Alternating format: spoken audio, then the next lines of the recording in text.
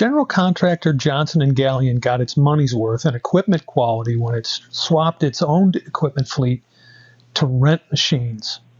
And CEO Doug Kennedy describes in this episode of Contractor Site Report how the company reallocated its equipment personnel, facilities, and capital to combat the material supply crisis and deepen relationships with essential subcontractors. Feels good when I'm living on the edge. Watch me now. We've talked a little bit about the resource allocation having additional value beyond just the equipment side of the business. Right. Talk about some of the ways that you're using the resources that you were committed before to managing equipment in other ways in the company. I think we saw that resources broken into three categories. One was personnel, two was real estate, and three was capital. The real quick view of each of those is on personnel. It simplified things for us to the point to where now we can use the people who were doing maintenance, who were hauling equipment back. We've reallocated their time to other things, and that will then bring me really to the next piece of that, which was real estate.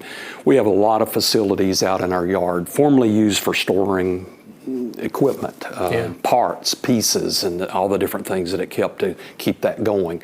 We have emptied those buildings out now, and with the supply chain issues that are so common in our industry, we have really moved much more now into using those facilities to store and stage materials that we know are long lead items that take much longer than they have previously because of those supply chain issues. What we've done is we've moved those equipment out, and now in our projects, if it has glass in it, windows especially, doors very often, it is taking months longer in some cases to get that product in than it used to.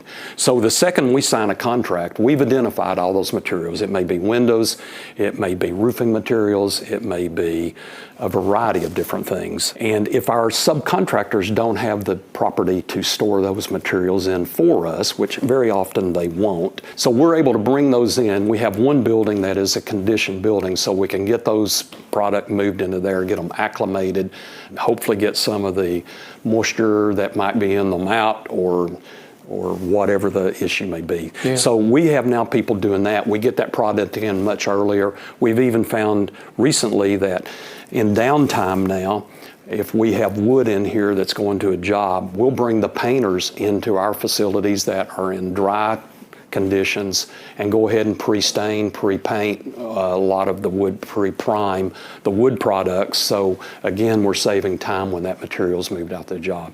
And then the capital, instead of trying to figure out how we're buying the equipment, how we're hiring more people to continue to maintain and all of that, we're spending that on trying to find another major issue that our industry is facing: carpenters, masons, concrete people, laborers, and all of that. So we are really focused on trying to get that next generation. I mentioned that we have a lot of people each year that are reaching that 40-year stage. Yeah. We're all in our industry an aging business, and we are really focused on finding that next generation of young carpenters, masons, and get them in here and get them trained and ready to go as we have retirements each year. When you had your own equipment, how many people would you say were committed to sort of managing equipment? Well, if you looked at the whole yard, it will range, but it's anywhere from 5, 6, 7 people typically that were dedicated to that. Okay. But it's broader than that because other people had responsibilities for getting materials in and out.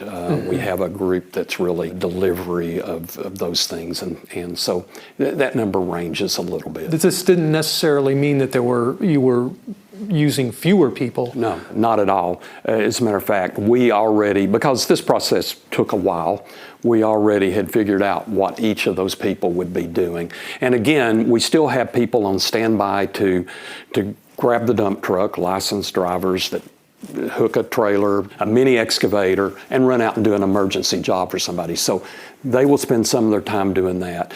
We have clients that just call and say, hey, can you send someone now for a variety of different things? And we're able to utilize those guys for that. But they're also the people now who are managing more of a materials warehouse than an equipment staging area. A GC like you doesn't have, the kind of capital that a big equipment intensive operation would have. Is there a sense for what other kind of financial values there might be associated with renting rather than owning? We didn't see it as a money saving or an opportunity to make more money. It was an investment in better equipment and a better way of doing business. The capital that we save from our standpoint was never the driving issue, but it simplifies our life that we're not trying to deal with, okay, what's the next piece of equipment we need to buy? It's more for us the way it makes our business easier to run so we can focus on supply chain issues, lack of labor force. We've utilized some of that capital to help keep some of the subcontractor market viable that we count on and depend on. Mm-hmm. So the way we're paying them and the way we help them with their material purchases and things, it's freed up money to help us with that. I see. Again, another one of those situations where you're supporting local businesses and keeping those relationships strong. Approximately 80% of the work we do on a job is done by subcontractors. Yeah. We do self-perform carpentry, masonry, and some concrete. Carpentry being kind of the broadest group of that work. Yeah. But our livelihoods depend greatly on the subcontractor market, and if we're suffering from labor shortages and all those kind of things, it's just compounded that much more for a lot of the subcontractors we depend on, and we absolutely are dedicated to those people and making them successful. Do you have any additional investment in sort of managing that painting operation or distributing materials that have been delivered? Distributing the materials is being done by those same people who now aren't as involved in the rental equipment program. So that didn't really require us to do anything different. Yeah. The painting operation is we get the materials in here. We have a subcontractor who we have brought in to do work for us. We now have a facility that's open for them to bring product in, or we've bought the product and they're going to paint it. We bring it in, get it in a conditioned space, and then we make that available for them as a place where they can come and prime materials and do all of their preliminary work.